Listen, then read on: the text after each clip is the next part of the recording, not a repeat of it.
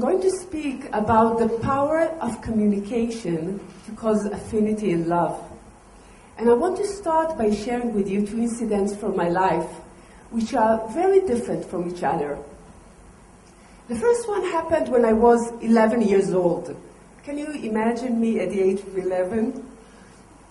It was the end of the year, and we had those little books, we call it a memory book, in which we wrote each other something so that we make sure that we won't forget each other. And with some nervousness, I opened my book to see what the most popular girls in the class have written me. And this is what I read.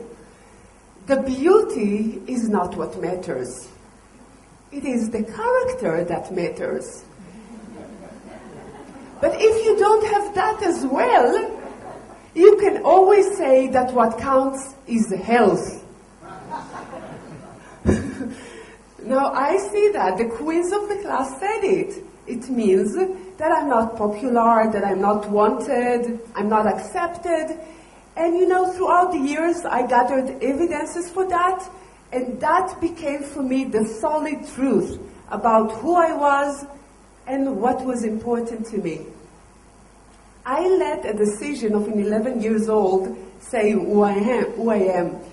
And I became shy, which was a smart strategy to make sure nobody really notices me. And I did what shy people would do, and wouldn't do what shy people wouldn't do, which is a lot. So I totally suppressed my participation in life and my self-expression. My predominant response to the world was, leave me alone. The second incident, which is very different, was very traumatic for me. It was when I was 20 years old.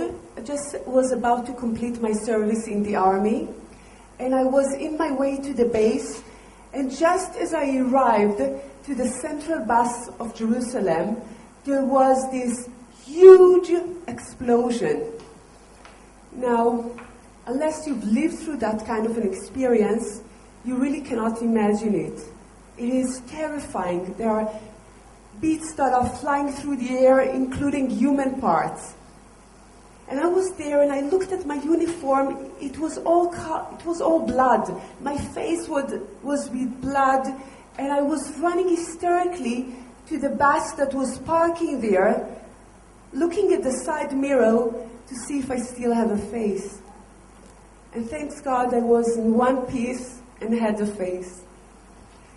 After that explosion, it was clear for me that I have to make a difference in this insane situation that we live in.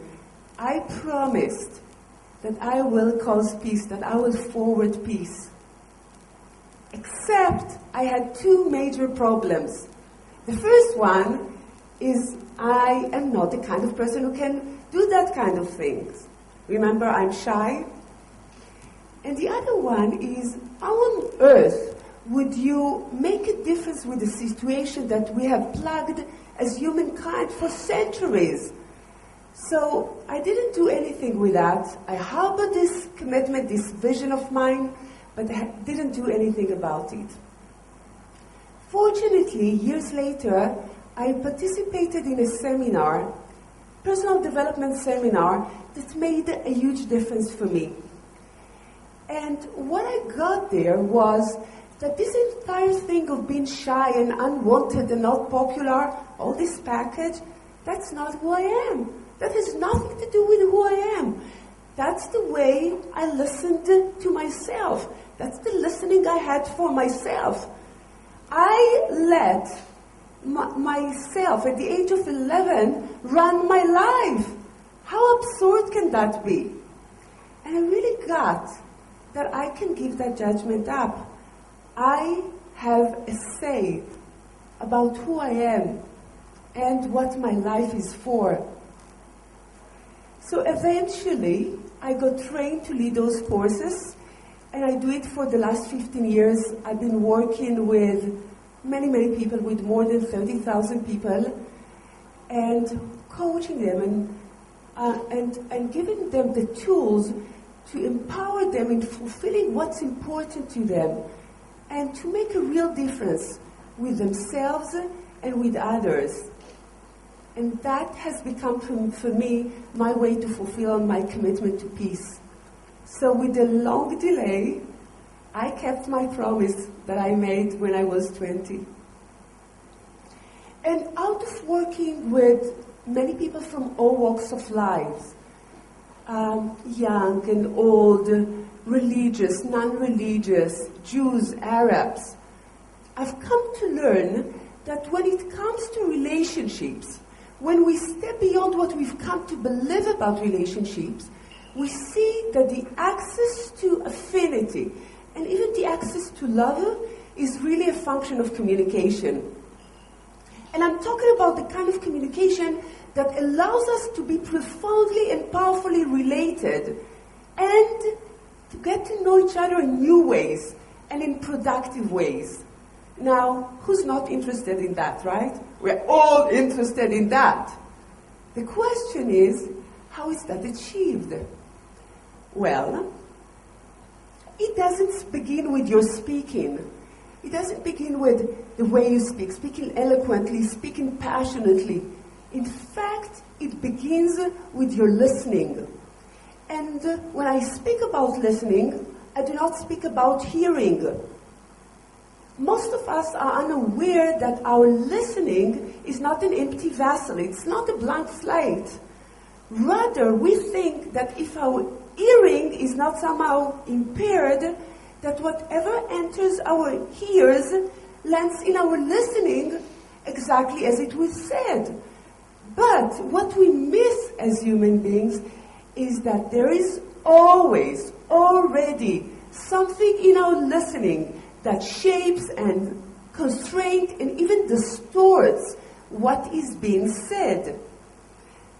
Remember, for example, the disempowered listening that I had about myself for so many years, that I'm shy, that I'm not popular and all of that, and how constraining it was, the impact that it had in my life.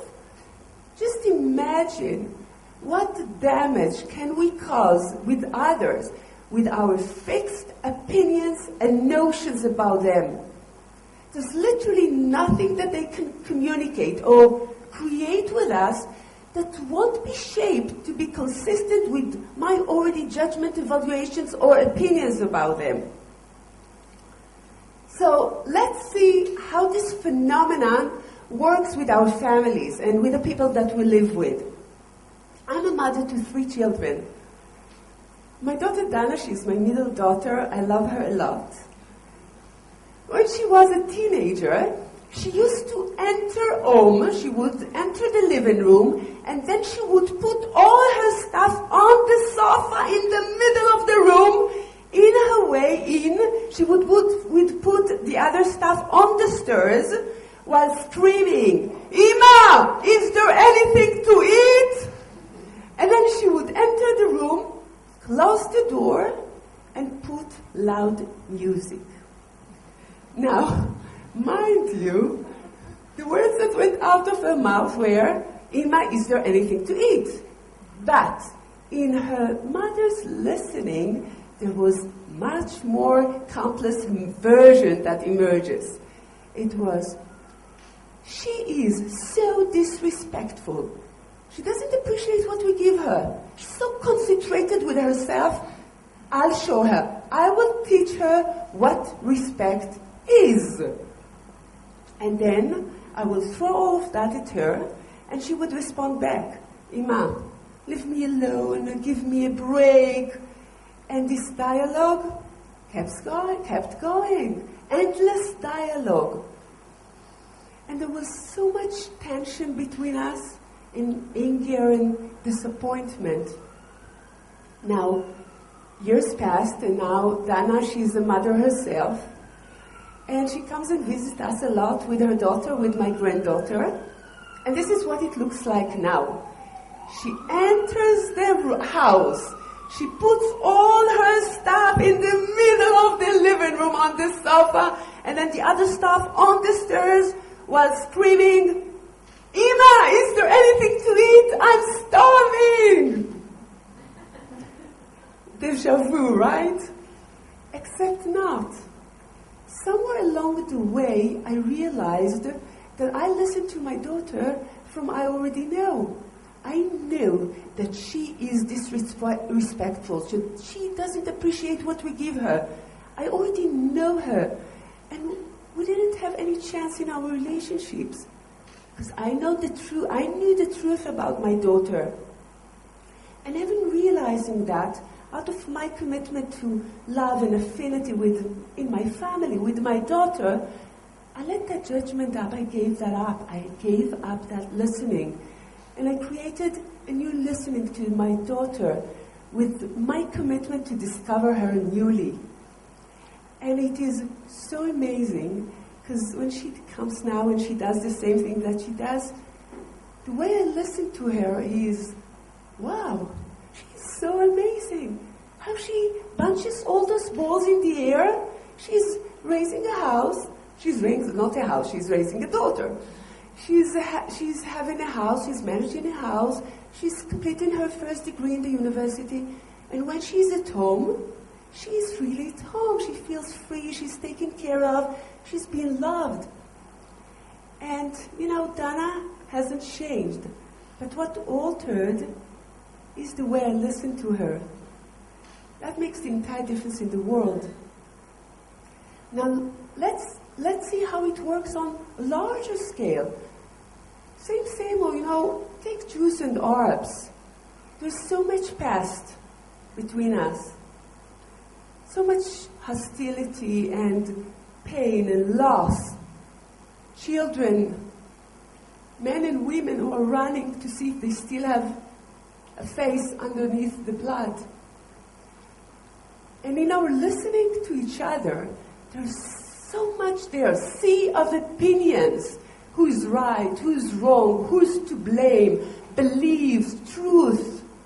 That there's literally no room for creating anything new. And when I think about what we are dealing with as Jews and Arabs, I'm very inspired by a work that a colleague of mine has done in Northern Ireland. He took a group of Catholics and Protestants, and he facilitated a process in which each one of the warring sides would communicate everything that they have about the other, about the situation, and while one side was speaking, the others were required not to reply, not to answer, not to resist, just to get the communication. Really give up whatever is there and get it how it is out there.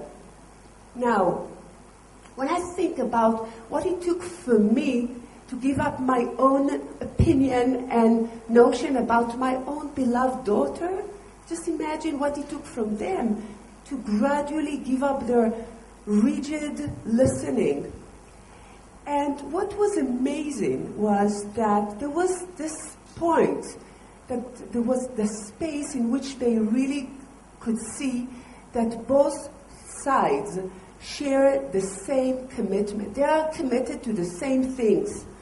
And here's the thing. When you relate to someone as their commitment, you don't have to agree with them. You don't have to love them or even like them. But if you listen to their commitment, there is a space from which you can create what's possible. Now, speaking about what's possible, I would like to share with you the reality that I was born into before that explosion. I'm sixth generation Israeli. My grandfather Yaakov was a greengrocer in the market in the old city of Jerusalem. Next to him, like in markets, was another greengrocer by the name of Shukri.